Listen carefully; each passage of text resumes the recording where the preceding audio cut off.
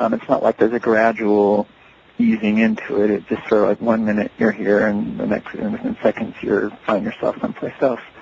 And then that experience is intense for maybe 5 or 6 minutes. And then after 5 or 6 minutes, it starts subsiding. And usually within 20 or 30 minutes after the person smokes salvia, they feel pretty much completely back to normal, with maybe some subtle lingering effects for another half an hour or so. But yeah, that experience is very brief. When these are taken orally, the salvin RNA is absorbed from the leaf material or from a tincture or whatever form it's being taken as. And when it's taken orally, salvin RNA is absorbed gradually into the body. It seems to be absorbed primarily through the mucous membranes in the mouth cavity.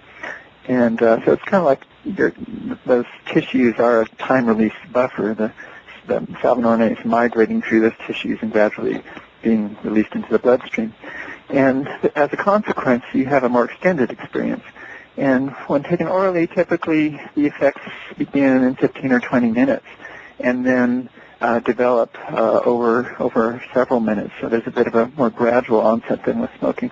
And then the experience, the plateau lasts for anywhere from 30 minutes to an hour on average, depending on the dose. And then that fades away over another 30 minutes to an hour.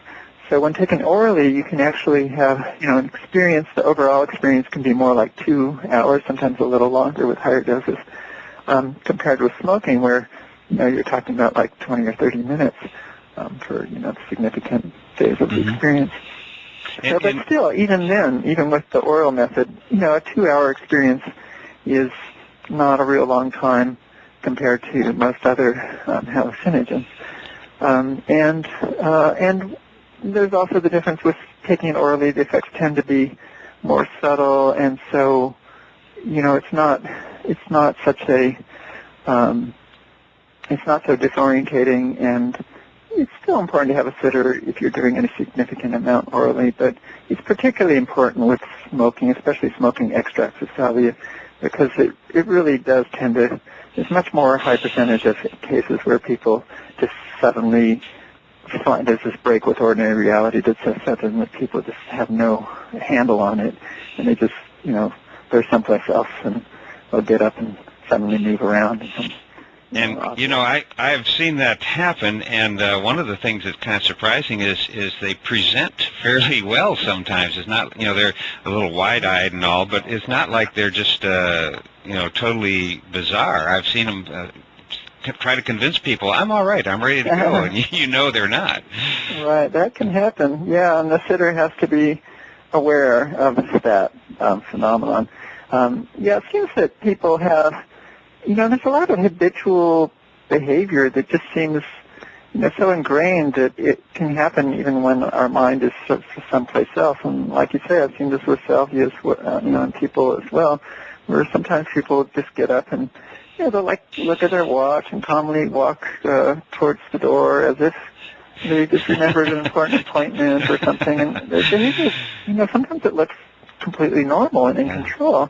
And, and I think, well, wait a minute, you just smoked this thing, so there's no way that you could be like, why would you be wanting to go to your appointment now or whatever, it's just an example of one case. But, the sitter has to be mindful of, it's best to agree beforehand, like, right. We agree that we know this is going to last a certain period of time, and you're not supposed to leave this certain space that you've decided is a safe space. And the sitter's job is to, there's really only one job, it's just to sort of look after the person's safety and try to remain unobtrusive. Unfortunately, a lot of people have some kind of crazy notion that they should interact with the person while they're tripping. And in most cases, it's not a good idea unless interaction's really called for in order to, hold the person to prevent them from, going out the door or something like that. Or moving around in some unsafe way. But usually, if a person's, tripping on salvia strongly enough that they're really in a visionary space, usually they're not very able to communicate and often not able to really understand what's being said to them, or they'll misinterpret what's being said to them, or they might hear what's being said in the context of the visionary experience they're having, and so it will have a whole different meaning. So usually it's best for the sitter to just remain quiet and unobtrusive and only, act if really needed. In most cases, the sitter doesn't need to do anything because in most cases, the person just, sits in one place and they just lean back and when their eyes are closed and, it looks like, from the outside, it looks like not much is happening to them, but, in their own mind, they're having an extraordinary involvement with some internal visionary scene that feels completely real to them at the time. Well, I have, we're getting to the end of the time for our podcast here, but I would like to just maybe briefly touch on the legal status, and then I'd like to hear an update on the book you're working on before we go.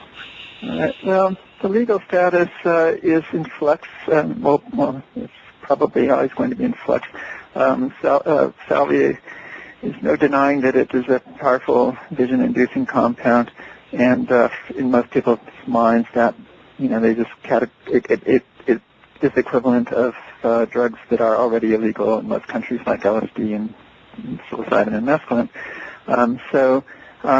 From the lawmaker's perspective, and from many people in general's perspective, the thought is, of course this should be illegal because, LSD is illegal, and we make these other things illegal, and it sounds like this does the same kind of thing, so it should be illegal. So unfortunately, that seems to be the prevalent mindset in the society we live in, and so as a consequence, several countries have made salvia illegal within the last few years. This is all fairly recent because, until fairly recently, salvia was not well known, and still fairly low on the radar, but it is getting an awful lot of media attention, and as a consequence, it's getting the attention of lawmakers, and they're making laws. Australia was the first country to ban salvia, followed by Denmark, and now Spain and Italy and Belgium and Estonia, and probably a few others that aren't popping in my head right now, have made it illegal. I think 5 U.S. states have some kind of legislation prohibiting salvia, some of it severely and some not so severely. And then there's several bills pending right now in U.S. states that also are seeking to ban salvia. So it seems inevitable that eventually the federal government in this country will probably ban it as well. There's currently, there's several, I don't remember all of them offhand, New York, New Jersey, Illinois, let's see, I think Rhode Island, Oregon, California, all have bills pending right now that would ban salvia if passed. So that's certainly something to be concerned about. I don't want to get too much into right. I just kind of wanted I just wanted our listeners to be aware that it's in flux and they should be paying attention to their local. Yeah, exactly. I have a page on my website that just is titled Legal Status, and that's a good place to go. I try and keep it up to date every time I hear about any changes in the legal status of salvia.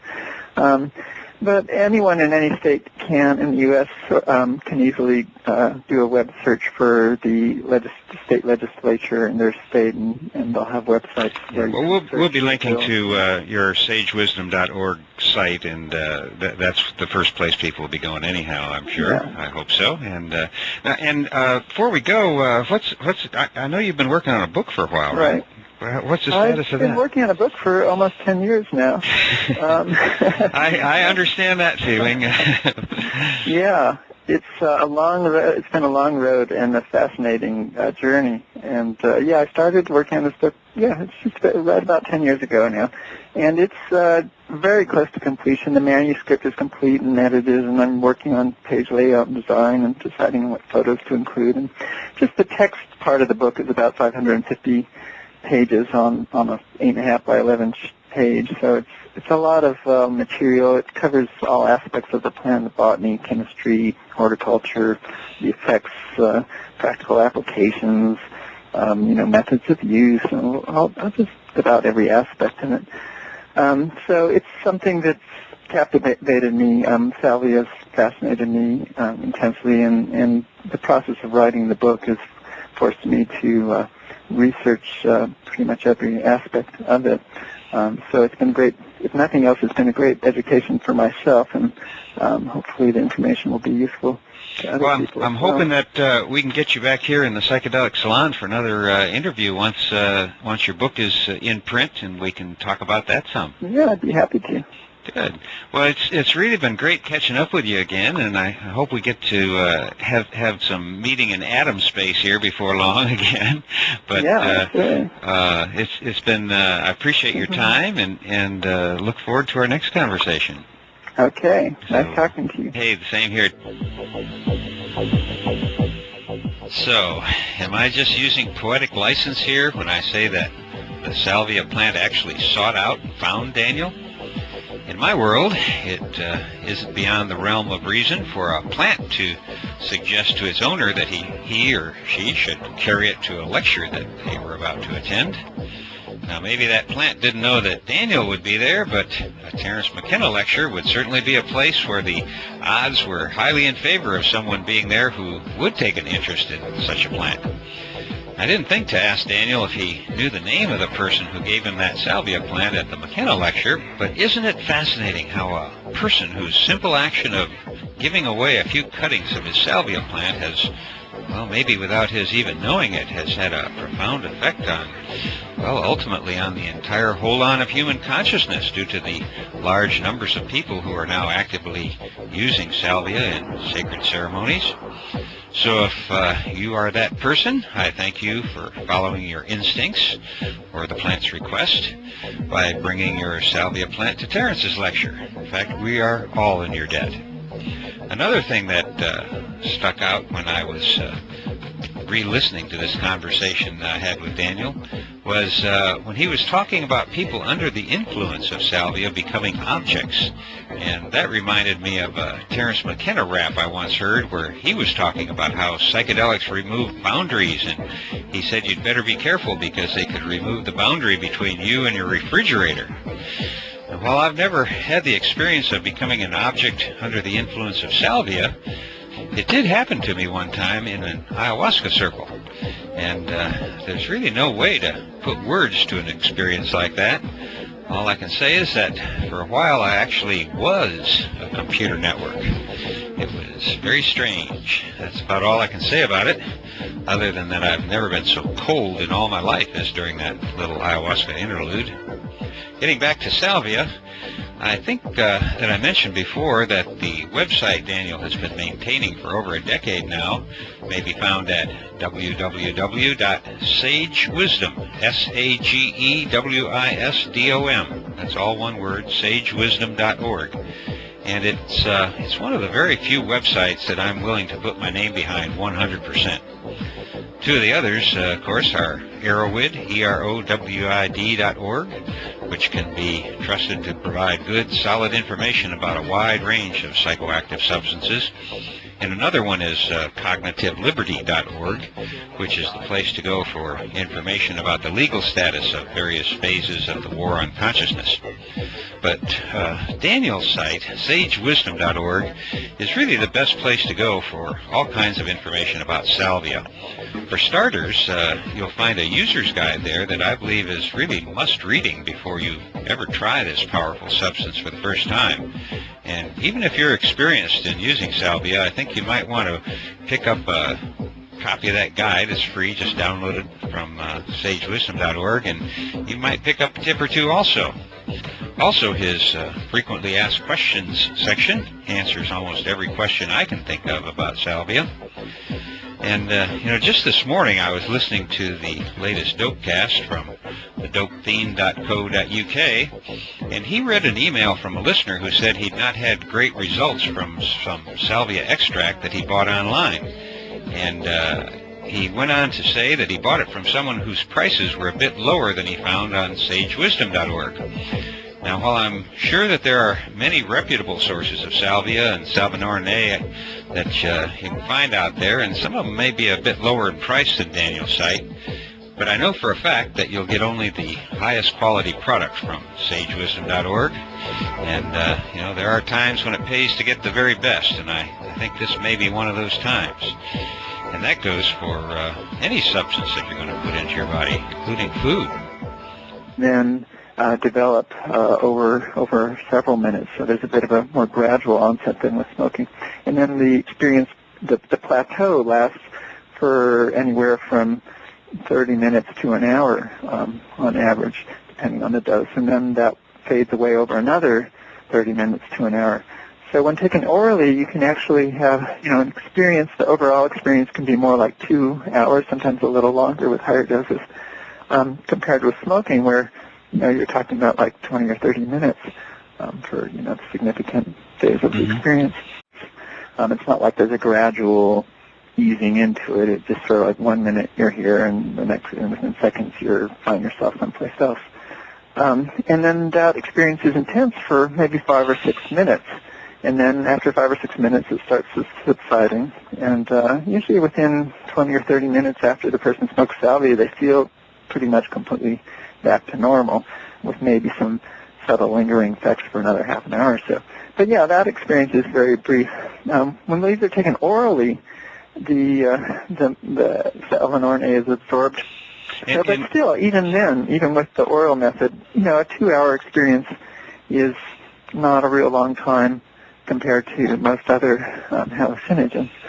And there's also the difference with taking it orally. The effects tend to be more subtle, and so it's not such a it's not so disorientating, and it's still important to have a sitter if you're doing any significant amount orally, but it's particularly important with smoking, especially smoking extracts of salvia, because it really does tend to, there's much more high percentage of cases where people just suddenly find there's this break with ordinary reality that's so sudden that people just have no handle on it, and they just, they're someplace else, and they'll get up and suddenly move around. And I've seen that happen, and one of the things that's kind of surprising is they present fairly well sometimes. It's not, they're a little wide-eyed and all, but it's not like they're just, totally bizarre. I've seen them try to convince people, I'm all right, I'm ready to go, and you know that. From the leaf material or from a tincture or whatever form it's being taken as.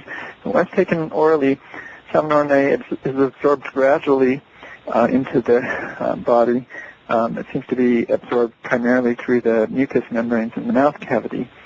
And so it's kind of like those tissues are a time-release buffer. The salvin RNA is migrating through those tissues and gradually being released into the bloodstream.